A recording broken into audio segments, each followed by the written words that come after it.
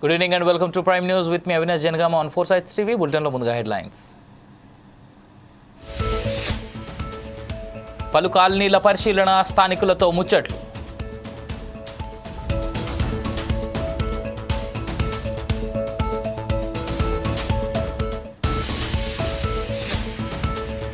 ఆరవ రోజుకు చేరిన నిరసన నిలిపివేయాలని డిమాండ్.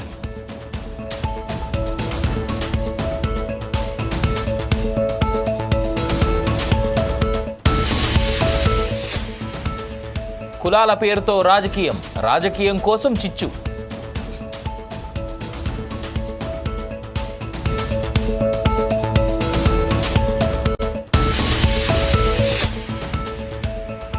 బ్రహ్మోత్సవాలకు ఆహ్వానం, ఏర్పాట్లపై సీఎం ఆరా.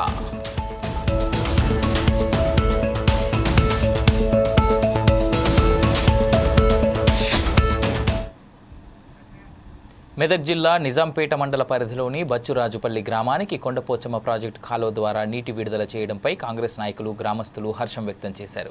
కాంగ్రెస్ పార్టీ యోజన నాయకుడు వినోద్ నాయక్ మాట్లాడుతూ తెలంగాణ రైతుల పక్షపాతి కాంగ్రెస్ పార్టీ అని, ఇచ్చిన మాటకు కట్టుబడి ఉండి 6 గ్యారంటీలు అమలు చేస్తూ రాష్ట్రాన్ని అభివృద్ధి పథంలో తీసుకెళ్తున్న సీఎం రేవంత్ రెడ్డికి స్థానిక ఎమ్మెల్యే మైనంపల్లి రోహిత్ రావుకు కృతజ్ఞతలు తెలిపారు. రాష్ట్రంలో 6 గ్యారెంటీల విషయంలో ప్రభుత్వం ఎలాగైతే ఒక పథకం ద్వారా ఇంకో పథకం నుంచి ఇంకో పథకం ఎలాగైతే ముందుకు సాగుతుందో అదేవిధంగా పబ్లిక్ విషయంలో ఏ రోజైనా సీఎం రేవంత్ రెడ్డి గారు చిన్న చూపు చూసిందే లేదు. ఈరోజు మెదక్ జిల్లా నిజాంపేట్ మండల్ బచ్చరాజపల్లి గ్రామానికి చెందినటువంటి రైతులు కోరిక మేరకు మా స్థానికంగా ఉన్నటువంటి ఎమ్మెల్యే గారు డాక్టర్ రోహిత్ రావు గారు దృష్టికి తీసుకెళ్లడం జరిగింది. కొండపోచమ్మ సాగర్ నుంచి ఇప్పుడు సీజన్లో ఎండాకాలంలో మొక్కజొన్న కానీ వరి కానీ ఎండిపోయే పరిస్థితి రాకముందే 2 నెలల ముందు నుంచే ఇప్పుడు ప్రజలకు కొండపోచమ్మ సాగర్ నుంచి వాటర్ విడుదల చేయడం జరిగింది. దీనికి జీర్ణించుకోలేనటువంటి బీఆర్ఎస్ నాయకులు కానీ బీజేపీ నాయకులు కానీ విమర్శలు చేస్తూ ఉన్నారు. తెలంగాణ రాష్ట్రంలో ఫిరాయింపు ఎమ్మెల్యేలపై అనర్హత వేటు వేయాలని కేటీఆర్తో సహా పలువురు బీఆర్ఎస్ నేతలు దాఖలు చేసిన పిటిషన్లపై నేడు సుప్రీంకోర్టులో విచారణ జరిగింది. బీఆర్ఎస్ తరఫున ఎమ్మెల్యేగా గెలిచిన ఒకరు ఎంపీ ఎన్నికల్లో కాంగ్రెస్ నుంచి పోటీ చేశారని కేటీఆర్ తరఫు న్యాయవాది వాదించారు. అనంతరం విచారణను ఈ నెల 18కి సుప్రీంకోర్టు వాయిదా వేసింది. ముకుల్ గారు అపేర్ అయ్యి మేము రీజనబుల్ టైం అంటే ఎంతనో స్పీకర్ని అడిగి చెప్తామని చెప్పారు. సో ఆర్డర్ తర్వాత మన రిట్ పిటిషన్ ఫైల్ చేసినప్పుడు 7 మంది ఎమ్మెల్యేల పైన జస్టిస్ గవయ్ గారి ధర్మస్థానము నోటీసెస్ కూడా అదర్ సైడ్ సర్వ్ చేయండి అని చెప్పారు. మేము ఇదే స్పీకర్ దృష్టికి కూడా తీసుకెళ్ళి ఇచ్చాము. స్పీకర్ గారు కూడా అంతా చదివినాక మేము లీగల్ ఒపీనియన్ తీసుకున్నాక మేము బ్రీఫ్ తీసుకుంటాము, యాక్సెప్ట్ చేస్తామని అన్నారు. అదే విషయం కోర్టు కూడా చెప్పాము. ఈరోజు స్పీకర్ తరఫున న్యాయవాది రీజనబుల్ టైం అని మేము కమిట్ కాలేము, కోర్టులో మేము టైం చెప్పాము. 5 judges constitution bench Subhash Desai judgement ప్రకారం దాంట్లో రీజనబుల్ టైం అన్నారు, టైం ఎక్కడ చెప్పలేదు. సో మేము కమిట్ కాము అని చెప్పడం జరిగింది ఆయన. సో మేము ఆర్గ్యూ చేసి 10 నెలలు అయినాయి. మేము ఎస్ఎల్పీ వేసిన తర్వాతనే నోటీస్ ఇచ్చింది, స్పీకర్ నోటీస్ ఇచ్చారు. అండ్ రిట్ పిటిషన్ ఫైల్ చేసినాక 7 మంది ఎమ్మెల్యేలపై ఇప్పుడు నోటీస్ ఇచ్చారు. సో మేము ముందుకు వస్తే కానీ స్పీకర్ తనంతా తాను డిసైడ్ చేస్తలేరు. So already Keisham Megha Chandra Manipur judgement 3 months outer limit అని ఇచ్చారు క్లియర్గా. అది 3 జడ్జెస్ బెంచ్ జడ్జిమెంట్. అది ఈరోజు 2 జడ్జెస్ బెంచ్ కాంబినేషన్లో ఉన్నారు. మేము అదే ప్రెస్ చేయడం జరిగింది. ఆల్రెడీ 3 months అన్నారు. మీరు ఇచ్చిన నోటీస్ ఏదైతే మీరు చెప్తున్నారో కోర్టుకి, ఆ రోజు నుంచి మీరు డిసైడ్ చేయాలి 3 monthsలో. That is the law. 10 months అయిపోయినాయి కాబట్టి మీరు 1 month లోపలనే ఇప్పుడు డిసైడ్ చేయాలి డే టు డే బేసిస్ మీద అని మా వాదన ఉండే. అండ్ 2 ఎమ్మెల్యేలకైతే అసలు అవసరం లేదు అడ్జుడికేషన్, ఎందుకంటే ఒక ఆయన కంటెస్ట్ చేశారు, ఇంకొక ఆయన వాళ్ళ డాక్టర్కి ప్రచారం చేశారు. సో వాళ్ళకి అసలు అడ్జుడికేషన్ కూడా అవసరం లేదు. It is an open and shut case. దేనికి వాళ్ళు టైం ఇవ్వలేమంటే జస్టిస్ గవయ్ గారి ధర్మస్థానం రేపే వాయిదా ఇస్తాం, మీరు ఆర్గ్యూ చేయండి, మేము డిసైడ్ చేస్తాం రీజనబుల్ టైం అంటే ఏంటో అని అన్నారు. దానికి గాను వాళ్ళు 3 రోజులు టైం ఇవ్వండి, మేము కౌంటర్ దాఖలు చేస్తాము, కౌంటర్ చేసిన తర్వాత మేము ఆర్గ్యుమెంట్ చేస్తామంటే ట్యూస్డేకి పోస్ట్ చేయడం జరిగింది. మా తరఫున మేము కూడా చెప్పాము, హైయప్ ఆన్ ది బోర్డు పెట్టమని చెప్పాము. ఎందుకంటే అది బోర్డు కిందకి పోతే మళ్ళీ అదొక సాకుతో కేసు రీచ్ కాకుండా అవుతుంది. సో హైయప్ ఆన్ ది బోర్డు అని జడ్జి కూడా చెప్పారు. మోస్ట్ ప్రాబ్లీ టాప్ 5 కేసెస్లో వస్తుంది. అండ్ ఆ రోజు డిసైడ్ అవుతుంది ట్యూస్డే. అంటే స్పీకర్ పైన ఏమైనా ఒత్తిడి పెరుగుతున్నట్టు సార్? సుప్రీంకోర్టు జోక్యంతో అనేక రాష్ట్రాల్లో స్పీకర్లు చర్యలు తీసుకున్న పరిస్థితి కూడా ఉంది, అనర్హత వీటి అంశానికి సంబంధించి. ప్రాబ్లం అది స్పీకర్ ఇక్కడే కాదండి, అన్ని రాష్ట్రాలలో ఏ రాష్ట్రంలో ఎక్కడ కూడా మీరు గోవా ఎగ్జాంపుల్ తీసుకోండి. సుభాష్ దేశాయ్ 5 జడ్జిమెంట్ వచ్చిన తర్వాత కూడా మహారాష్ట్ర స్పీకర్ డెసిషన్ తీసుకోలేదు. తీసుకోకపోతేనే 2 సార్లు మళ్ళీ రిట్ పిటిషన్ ఫైల్ చేయడం జరిగింది. గోవా స్పీకర్ తీసుకోలేదు, వాళ్ళకు కూడా ఒక రిట్ పిటిషన్ అంటారు ఆర్టికల్ 32 సుప్రీంకోర్టులో ఫైల్ చేయడం జరిగింది. అదే తరహాలో తెలంగాణ కూడా ఇప్పుడు అదే తరహాలో అవుతుంది. సో అందుకనే వాళ్ళు స్పీకర్కి నిర్ణయం తీసుకోవాలని మాత్రం చెప్పగలిగిన డిక్టేట్ చేయలేదు కదా స్పీకర్. అదే చెప్తున్నాను 3 జడ్జెస్ ఆల్రెడీ డిఫైన్ చేశారు లా అని. కేశం మేఘా చంద్రలో సేవ్ అండ్ ఎక్సెప్షనల్ సర్కమ్స్టాన్సెస్ 3 monthsలో డిసైడ్ చేయాలని అన్నారు. ఇప్పుడు 10 months అయింది ఫైల్ చేసి. నోటీసులు SLP సుప్రీంకోర్టుకు వచ్చిన తర్వాత ఇచ్చారు. అండ్ అది కూడా అడగడం జరిగింది, 10 నెలల్లో మీకు ఏమైనా స్టే ఉందా హైకోర్టులో, మీరు ఎందుకు విచారణ జరపలేదని. దానికి వాళ్ళ దగ్గర ఆన్సర్ లేదు. ఇప్పుడు ఈ ఏదైతే నోటీసులకు సంబంధించి వాళ్ళు ఏమన్నా ఎక్స్ప్లెనేషన్ ఇచ్చినట్టు ఏమన్నా చెప్పారా కోర్టు? ఏం చెప్పలేదు. వాళ్ళు ఏమన్నారంటే మాకు వేరే పనులు కూడా ఉన్నాయి, స్పీకర్కి వేరే పనులు కూడా ఉంటాయంటే జడ్జెస్ కూడా సీరియస్ అయ్యారు. వేరే పనులు ఉన్నాయని చెప్పి ఈ పని చేయకపోవడం, ఇది పెండింగ్ పెట్టడం మాకు అర్థమవుతుంది, మీ వ్యూ ఏంటో, అందుకని మేమే డిసైడ్ చేస్తామని జడ్జెస్ వాళ్ళే డిసైడ్ చేస్తాను. రీజనబుల్ టైం ఏంటంటే కోర్టే డిసైడ్ చేస్తారు. ఇప్పుడు కోర్టే డిసైడ్ చేస్తుంది రీజనబుల్ టైం. ట్యూస్డే రోజు కేసు వస్తుంది, ట్యూస్డే రోజు విచారణ జరిపి ఆ రోజు రిజర్వ్ చేస్తారు. సుదీర్ఘంగా ఆర్గ్యుమెంట్స్ చేస్తారు ఇరు పక్షాలు, ఆ రోజే జడ్జిమెంట్ రిసీవ్ చేస్తారు. అండ్ ఇంకోటి మీరు అన్న క్వశ్చన్కి డిసైడ్ చేయలేరు, డైరెక్ట్ చేయలేరు అంటే స్పీకర్ జ్యుడిషియల్ ట్రిబ్యునల్ ఉన్నారు. Speaker will wear 2 hats. Legislative hat వేసుకుంటే తనకి అబ్సల్యూట్ ప్రివిలేజ్ ఉంటుంది, బికాస్ ఈజ్ అ లెజిస్లేటర్. ఇక్కడ జ్యుడిషియల్ క్యాప్ వేసుకున్నారు. సో ఆయనకి జ్యుడిషియల్లో he's normal like normal tribunal. ఒక ఎన్జిటి ఎట్లనో సుప్రీంకోర్టు ఎట్లయితే డైరెక్షన్స్ ఇస్తుందో అలానే స్పీకర్ కూడా సుప్రీంకోర్టు డైరెక్షన్ ఇవ్వచ్చు. ఆ స్పీకర్ మాకు ఇమ్యూనిటీ ఉంది అనడం దట్ ఈస్ రాంగ్ ఆర్గ్యుమెంట్. నేను మళ్ళీ చెప్తున్నాను, అట్లీస్ట్ 6 కేసెస్లో సుప్రీంకోర్టు డైరెక్షన్స్ ఇచ్చింది స్పీకర్కి. జయంత్ పాటిల్, సునీల్ ప్రభు, గోవా, కేశం మేఘా చంద్ర, రాజేంద్ర సింగ్ రాణా జడ్జిమెంట్ ఉంది. దాంట్లో సుప్రీంకోర్టు స్పీకర్కి గడువు ఇచ్చినాక స్పీకర్ డిసైడ్ చేయకపోతే సుమోటోగా సుప్రీంకోర్టే డిసైడ్ చేసి వాళ్ళందరినీ డిస్క్వాలిఫికేషన్ ఎమ్మెల్యేలను 13 మంది ఎమ్మెల్యేలను బీఎస్పీ వాళ్ళని. సిద్దిపేట జిల్లా దుబ్బాక మండలం స్థానిక ఎమ్మెల్యే కొత్త ప్రభాకర్ రెడ్డి తన నివాసంలో మీడియా సమావేశం నిర్వహించారు. కాంగ్రెస్, బీజేపీ పార్టీలు కులాల పేరుతో రాజకీయం చేస్తున్నాయని అన్నారు. స్వతంత్రం వచ్చి 75 సంవత్సరాలు అవుతున్నా రాజకీయం కోసం కులాల మధ్య చిచ్చు పెడుతున్నారని అన్నారు. కామారెడ్డి తీర్మానం చేశారో పార్లమెంట్లో బిల్లు వచ్చేలా చూడాలన్నారు. ఢిల్లీ అసెంబ్లీ ఎలక్షన్లలో కాంగ్రెస్కు గుండు సున్నా వచ్చిందని అన్నారు. ఇవన్నీ పబ్లిక్ను డైవర్ట్ చేయడానికి కాంగ్రెస్ ప్రభుత్వం చూస్తుందని అన్నారు. పబ్లిక్ సమస్యలు పై మాట్లాడకుండా రాజకీయం నడుపుతున్నారని ఎద్దేవా చేశారు.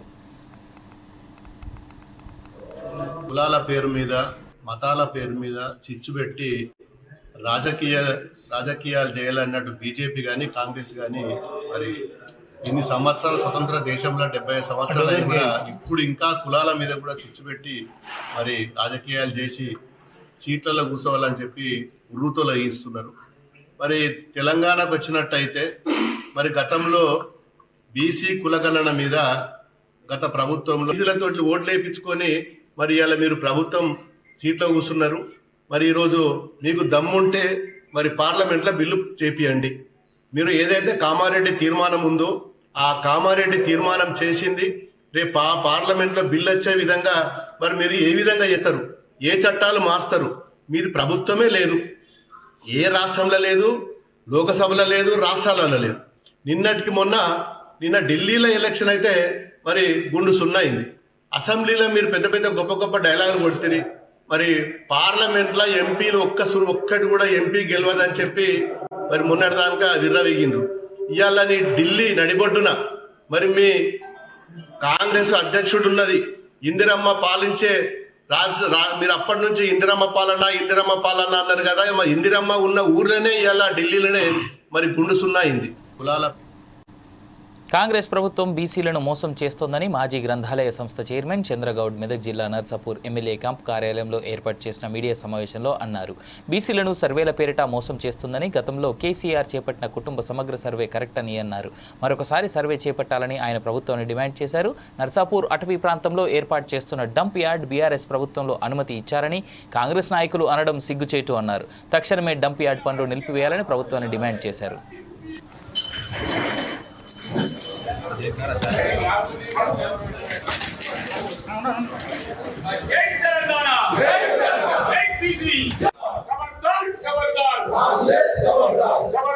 खबरदार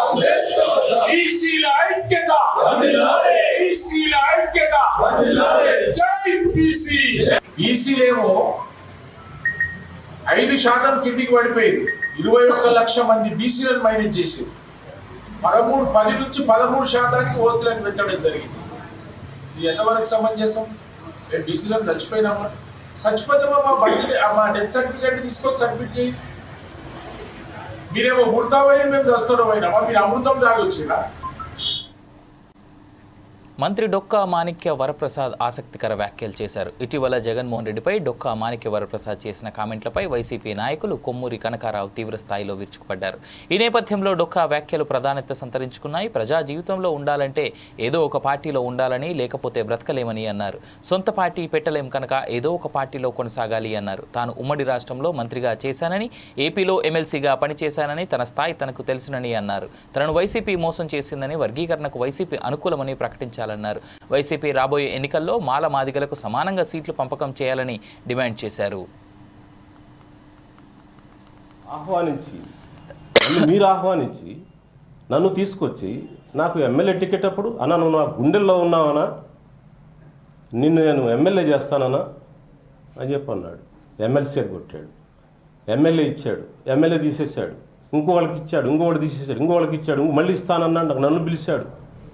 ఈ దుర్మార్గం నాకు చేయాలన్నా? ఇంత అన్యాయం చేయాలన్నా? రాజకీయ కార్యకర్త పదవుల కోసం కాకపోతే దేనికోసం పనిచేస్తావా? షేవింగ్ మిషన్లా చేయటానికే, వాషింగ్ మిషన్లా పనిచేయటానికే నువ్వు పదవుల కోసమే చేస్తాం పార్టీల్లో. నేను చెప్తున్నాను మీకు, అంత దుర్మార్గమైన పార్టీ, దళిత వ్యతిరేక పార్టీ నా రాజకీయ జీవితంలో చూడలేదు నేను. నా కోసం కాదు నేను మాట్లాడేది. కనకారావు గుర్తుపెట్టుకో. నీ శశికళకు చెప్పు, మీ నరనారాయణ దళిత వ్యతిరేకత ఉంది. మీకు దమ్ముంటే దేశం మొత్తం వర్గీకరణ గురించి ఆలోచిస్తుంది. దేశం మొత్తం వర్గీకరణ తెలంగాణ ప్రభుత్వం చేసింది. అన్ని పార్టీలు సపోర్ట్ చేస్తూ ఉన్నాయి. మీ నాయకుడితోటి చెప్పించండి దమ్ముంటే. మీరందరూ కూర్చొని మాట్లాడుకోండి. మీరందరూ మీ అందరికి టికెట్లు ఇవ్వండి. నీకు ఇవ్వమంటే నీకు కాన్స్టిట్యున్సీ పేరేంటి? సంతలపాడు కాన్స్టిట్యూన్సీ ఇన్ఛార్జ్ చేయమని నేను సంతోషిస్తా. నేను సహాయం చేస్తా. నీ కాన్స్టిట్యున్సీలో నీకు ఇవ్వకుండా అద్దె మైకు నుంచి ఆడ పెట్టాడు. నేను ఎలా చూస్తున్నారో తెలియదా? మాకు ప్రజలకు తెలియదా? నేను ఒక కుల పెద్దగా చెప్తున్నా, నీకు ఇవ్వను, సంతోషిస్తా. నేను నీకు సహాయం చేస్తా. వచ్చి నేను ఏ పార్టీలో ఉన్నా, నాకు ఆ జీలుంది. నాకు చెప్పండి అతనికి. ఏం అంత దుర్మార్గమా? అంత ఆడుకోవటమా రాజకీయ కార్యకర్తల్ని? మాజీ మంత్రిగా చేశాను, ఉభయ రాష్ట్రాల్లో మంత్రిగా చేశాను, కంబైన్డ్ స్టేట్లో మంత్రిగా చేశాను, నీతివంతంగా జీవించాను, ఎక్కడ కాంప్రమైజ్ కాలేదు, ఎక్కడ ఆత్మగౌరవానికి తక్కువగానే లేదు. రాజకీయ పార్టీలు మారుస్తాం. ఎందుకు మార్చాం? మార్చకపోతే ఏం చేస్తాం? సొంత పార్టీ పెడతావా? చిలుకూరు బాలాజీ టెంపుల్ రంగరాజన్ ఘటనపై తెలంగాణ సీఎం స్పందించారు. ఫోన్ చేసి బాధితుడితో వివరాలు వాకప్ చేశారు.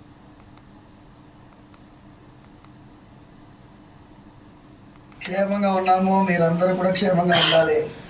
ఇది ఒక మాట కూడా చెప్పడం ఏం సార్, మీరు ఉన్నారు, రక్షిస్తున్నారు. పోలీసు వ్యవస్థ బ్రహ్మాండంగా పనిచేస్తున్నది. మాకేమైందంటే it is a shocking thing sir for me. Imagine sir, imagine నా స్వయం సెన్సెస్కి రావడానికే చాలాసేపు పట్టింది sir. And then I have to recover and then we took that initiative. తర్వాత పోలీస్ అయితే ఎక్సలెంట్గా they have taken it up. And ఇది ఒక నెట్వర్క్ని sir. You need not worry. Sir, I will take stringent action. Thank you, sir. ఏదైనా ఉంటే కూడా immediate గా మా ఎమ్మెల్యే గారికి చెప్పంపినా ఇది చేసిన సార్. నేను ఇమ్మీడియట్ గా చెప్తాను. కమిషనర్ గారికి కూడా నేను ఇన్స్ట్రక్షన్ ఇస్తాను. Thank you sir. ఈ విల్ లుక్ ఆఫ్టర్ ఏం సమస్య ఉన్నా ఏదైనా ఉన్నా చేస్తారు. ఇది ప్రెజర్ తీసుకోవాల్సిన అవసరం లేదు. స్వామివారి యొక్క ఆశీర్వాదంతోనే మీరు ఆ రోజు పాదయాత్ర వెళ్తూ ఉండగా ఆశీర్వాదం పొందారు. అవును సార్, అవును అవును సార్, అవును సార్, అవును సార్. రండి సార్, రండి. స్వామివారు జాగ్రత్తగా ఉండండి. ఏదైనా విషయం ఉంటే ప్రభుత్వం మీకు పూర్తిగా సహకారంగా ఉంటారు. Thank you sir. నమస్తే సార్. నమస్తే సార్. ఓకే, నమస్తే. నమస్తే. నమస్తే సార్. నమస్తే సార్. నమస్కారం అయ్య గారు, బాగున్నారా? నిర్మల్ జిల్లా భైంసా పట్టణంలోని ఎస్పీ క్యాంప్ ఆఫీసులో జిల్లా ఎస్పీ జానకి షర్మిల మీడియా సమావేశం జరిపారు. మహారాష్ట్ర ధర్మాబాద్లో అక్కడి పోలీసుల సహకారంతో భైంసా పోలీసులు తనిఖీలు నిర్వహించారని, ముథోల్ నియోజకవర్గంలో అక్రమంగా కొనుగోలు చేసిన రేషన్ బియ్యాన్ని మహారాష్ట్ర ధర్మాబాద్లోని ఓ గోదాంలో నిల్వ ఉంచిన తెలంగాణకు చెందిన రేషన్ బియ్యాన్ని వాహనాలను సీజ్ చేయడం జరిగిందని అన్నారు. 2 నిందితులను అరెస్ట్ చేసి 300కు పైగా క్వింటాల బియ్యాన్ని సీజ్ చేశారు. ఈ మాఫియా వెనుక ఎంతటి వారున్నా వదలబోమని స్పష్టం చేశారు.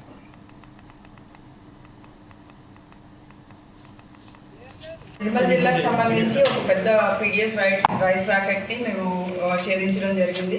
దీనికి సంబంధించి అంటే మనకి ఒక 7th నాడు బైన్సాలో నిర్మల్ చౌరస్తాలో ఒక యాక్సిడెంట్ అయింది. పెద్ద లారీకి అండ్ కార్కి యాక్సిడెంట్ అయినప్పుడు చూస్తే దాని నిండా పీడిఎస్ రైస్ ఉంది. దాంట్లో 370 బస్తాల పీడిఎస్ రైస్ ఉంది. సో ఎందుకు ఇన్ని బస్తాలు ఉన్నాయి అనేసి మనం దాన్ని అక్కడి నుంచి ఇన్వెస్టిగేట్ చేయడం జరిగింది. దానికి సంబంధించిన ఇన్వెస్టిగేషన్లో చాలా వరకు మనకి అన్ని ఫ్యాక్ట్స్ బయటపడ్డాయి. అక్కడ అతను మామిడాకు సంబంధించి వేరే ఒక రైస్ మిల్ దగ్గర లక్ష్మణ్ చందాలో ఒక రైస్ మిల్కి ఈ పీడిఎస్ రైస్ అంతా వెళ్తుంది. అక్కడ పీడిఎస్ రైస్ ఖాళీ చేసిన తర్వాత మళ్ళీ తిరిగి ఇతను ధర్మాబాద్ వెళ్ళిపోతాడు. సో దీనికి మనం ధర్మాబాద్ కోసం ఈ బిద్రెల్లి చెక్ పోస్ట్ దగ్గర మనం చెకింగ్ చేస్తూ ఉన్నప్పుడు ఫాస్ట్గా ఒక పికప్ వ్యాన్ వెళ్తుంది. దాంట్లో చూస్తే మనం ఆపినా కూడా ఆగలేదు. మళ్ళీ ఒక 100 బ్యాగ్స్ పీడిఎస్. గండిపేట మండలం కాళీ మందిర్ వద్ద పేదల షాపులను కూలగొడుతున్న మున్సిపల్ అధికారులపై మాజీ మంత్రి హరీష్ రావు ఆగ్రహం వ్యక్తం చేశారు. బాధితులకు ధైర్యం చెప్పి అక్కడ నుంచే బండ్లగూడ జాగీర్ మున్సిపల్ కమిషనర్తో ఫోన్లో మాట్లాడారు. ఇప్పటికే హైడ్రా పేరిట పేదల బతుకులు కూల్చారని, ఇప్పుడు దుకాణాలు కూల్చితే బతుకుదెరువు ఎట్లా అంటూ ప్రశ్నించారు. 20-30 ఏళ్ల నుంచి ఇక్కడ దుకాణాలపైన ఆధారపడి జీవిస్తున్న వారి ఉపాధిపై దెబ్బ కొట్టడం దుర్మార్గం అన్నారు. హరీష్ రావు నిలదీయడంతో కమిషనర్ ఘటనా స్థలానికి చేరుకొని అక్కడున్న కూల్చివేతలు నిలిపివేశారు.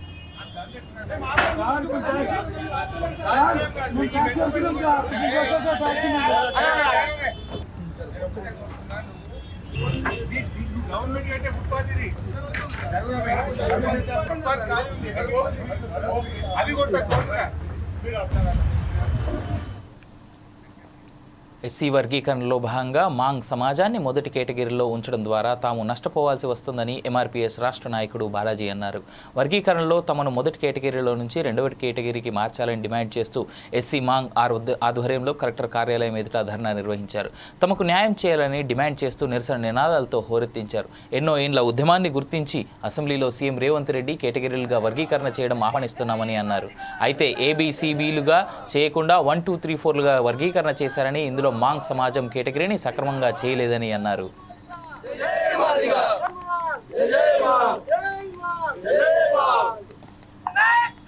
ఏబిసిడి అనే విషయం కాక 1, 2, 3గా ఇక్కడ రాష్ట్ర ప్రభుత్వం కానీ దానికి అమలు చేయడం జరిగింది.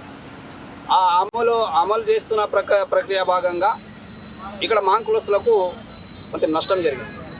నష్టం ఎట్లా జరిగిందంటే, ముఖ్యంగా మేము ఉమ్మడి ఆంధ్రప్రదేశ్ ఉన్నప్పుడు ఇందులో భాగంగానే మేము 1 గ్రూప్లో ఉన్నప్పుడు ఇక్కడ నష్టం ఎందుకు జరుగుతున్నామంటే, ముఖ్యంగా మేము పాత్రికా విలేకరులకు ముఖ్యంగా చెప్తున్న ఏమి విషయం అంటే విజ్ఞప్తి చేస్తూ, కంబాల అనే కులస్తులు గతంలో వర్గీకరణ జరిగినప్పుడు 4 ప్రొఫెసర్లు వాళ్ళ కులం ఎంత ఉన్నది, ఒక 1000 కులం ఉంది. 1000 కులం ఉన్నప్పుడు వాళ్ళు 100 ఉద్యోగస్తులు పొందితే 4 ఒక ప్రొఫెసర్లు ఉంటే, ఇప్పుడు మిగతా కులాల్లో ఉండబడే కులాలు అక్కడ బేడబుడు గంజంగారి ఇతర కులాలు 15 కులాలల్లా పంబాలను మన్నె కుల పనులు వెంటనే ఇందులో భాగంగానే మేము మాంగ్ కులస్తులు ఏదైతే ఉన్నాం కదా, కులవృత్తిగా పరంగా చూస్తే మాదిగా మాంగ్ కులవృత్తి ఎట్లా ఉన్నదంటే, చెప్పులు కుట్టేటోళ్ళు, డప్పు కొట్టేటోళ్ళు. ఈ శ్రీకాళహస్తి బ్రహ్మోత్సవాలకు సీఎం చంద్రబాబుకు ఆలయ అధికారులు, అర్చకులు ఆహ్వానం పలికారు. సచివాలయంలో సీఎంను కలిసి బ్రహ్మోత్సవాల ఆహ్వాన పత్రికను ఎమ్మెల్యే బొజ్జల సుధీర్ రెడ్డి, ఆలయ కార్యనిర్వాహకనాధికారి టి బాపిరెడ్డి ప్రధాన అర్చకులు అందించారు. ఈ నెల 21వ తేదీ నుంచి మార్చి 6వ తేదీ వరకు శ్రీకాళహస్తిలో జరిగే బ్రహ్మోత్సవాలకు ముఖ్య అతిథిగా రావాలని సీఎంను కోరారు. వేద ఆశీర్వచనం చేశారు. ఆలయ పండితులు సీఎం చంద్రబాబుకు స్వామివారి తీర్థప్రసాదాలు, చిత్రపటాన్ని అందించారు. ఉత్సవ ఏర్పాట్లను ఎమ్మెల్యే సుధీర్ రెడ్డి అధికారులను అడిగి తెలుసుకున్నారు సీఎం.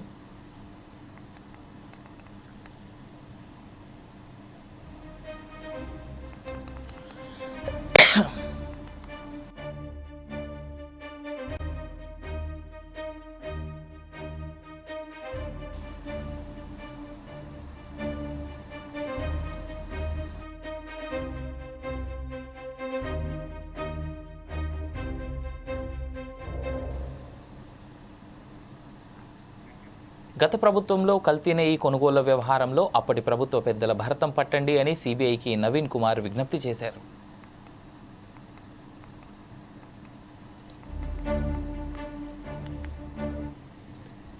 లడ్డూ తయారీలో అన్నప్రసాదాలలో వినియోగించే నెయ్యిలో కల్తీ జరిగిందని చెప్పని దాని మీద సుప్రీంకోర్టు ఆదేశాలతో ఈరోజు సిబిఐ ప్రత్యేక బృందము సిట్టు ఈరోజు దర్యాప్తు చేసి ఎవరైతే నెయ్యిని తిరుమల తిరుపతి దేవస్థానానికి సప్లై చేశారో ఆ డైరెక్టర్ నలుగురిని నిన్న ప్రొడ్యూస్ చేసి అరెస్ట్ చేయడం జరిగిందండి. ఎవరైతే టెండర్లు వేస్తారో నెయ్యికి అదేవిధంగా ముడిసరుకి ఆ కొటేషన్స్ అన్ని పరిశీలించి ఎవరైతే లోయెస్ట్ చేస్తారో వాటిని ఫైనలైజ్ చేసి వాళ్ళకి సప్లై చేయమని చెప్పి ఇస్తారండి. సప్లై చేసే ముందు తిరుమల కొండపైన ఉన్నటువంటి ల్యాబ్కి టెస్టింగ్కి పంపిస్తారు శాంపుల్స్కి. ఆ శాంపుల్స్లో కూడా ఏదైతే మనకు రోజు వస్తూ ఉండే నెయ్యితో పాటు గతంలో ఉన్నటువంటి 4 శాంపుల్ని కూడా కలిపి, ఎందుకంటే పైన ల్యాబ్లో కూడా ఈరోజు వచ్చిందని వాళ్ళకు కూడా తెలియకూడదని చెప్పి ఈ విధంగా ఒక 5 రకాల శాంపుల్స్ పంపించి దాని ఆధారంగా వీళ్ళు అలో చేసేదండి. అంటే ఒక దొంగ సొత్తుని అమ్మినోడికి ఎంత శిక్ష పడుతుందో ఆ దొంగ సొత్తు తెలిసి కొన్నోడు కూడా అదే శిక్ష పడుతుందని చెప్తాను చట్టం. మరి అమ్మిన వాడిని అరెస్ట్ చేశారు. కొనుగోలు చేసినటువంటి ఎవరైతే సూత్రధారులు ఉన్నారో లోపాయకారి ఒప్పందం కుదుర్చుకొని వాళ్ళ మీద ఎటువంటి చర్యలు తీసుకుంటారు అని భక్తులంతా కూడా టీటీడీ వైపు రాష్ట్ర డంపింగ్ యార్డ్కు నిరసన 6వ రోజుకు చేరింది. గుమ్మడిదల మండల కేంద్రంలోని రైతు ఐక్య కార్యాచరణ సమితి జేఏసీ ఆధ్వర్యంలో ప్యారానగర్ డంపింగ్ యార్డ్కి వ్యతిరేక పోరాటం పేరుతో ర్యాలీ నిర్వహించారు. మండల కేంద్రంలో వీధికి డంపింగ్ యార్డ్ ఏర్పాటు వల్ల రైతులకు వన్యప్రాణులకు తీవ్ర నష్టం అంటూ నినాదాలు చేశారు. వెంటనే డంపింగ్ యార్డ్ నిలిపివేయాలని డిమాండ్ చేశారు.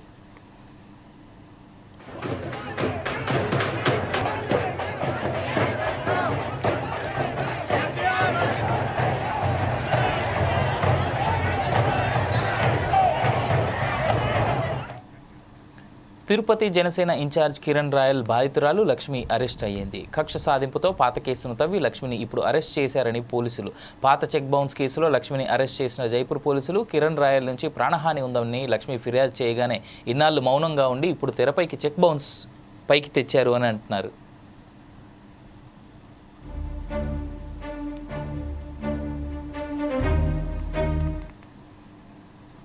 నాకు ఏ పార్టీలతోనూ సంబంధం లేదు, నాకు ఎవరు తెలియదు కూడా. నేను ఎవరితో మాట్లాడాలని నేను అనుకోవట్లేదు. నేను ఒంటరిగా పోరాటం చేస్తున్నాను. ఒంటరి పోరాటం చేస్తూనే అడుగుతున్నాను. నేను ఎక్కడ ఆడపడుచున్నా నిలబడతానన్న పవన్ కళ్యాణ్ గారిని, జగన్మోహన్ రెడ్డి గారిని, చంద్రబాబు నాయుడిని ముగ్గురిని అడుగుతున్నాను. నేను నాకు న్యాయం జరిగేలాగా చెయ్యండి, నాకు అండగా నిలబడండి. నేను ఒంటరి మహిళని, 2 బిడ్డలు పెట్టుకొని ఉన్నాను. నాకు ఎప్పుడు ఏం జరుగుతుందో తెలియదు. అతను ఎవరిని పంపించి నన్ను చంపిస్తాడో నాకు తెలియదు. నేను చనిపోయినా కూడా, నన్ను అతను చంపేసినా కూడా నా బిడ్డలకి న్యాయం జరిగేలాగా చెయ్యాలని చెప్పి చేతులెత్తి నేను అర్థిస్తున్నాను. నేను అందరినీ దయచేసి ముగ్గురు రాజకీయాల్లో ఎవరైనా సరే నాకు న్యాయం జరిగేలా చేయండి. ప్రజలు చేస్తారా, అది పోలీసులు చేస్తారా, మీడియా చేస్తారా అనేది నాకు న్యాయం జరిగేలాగా చేయాలని చెప్పి నేను అందరినీ అర్థిస్తూ. ఇవి ఇప్పటి వరకు ఉన్న updates. For more updates keep watching Foresights TV.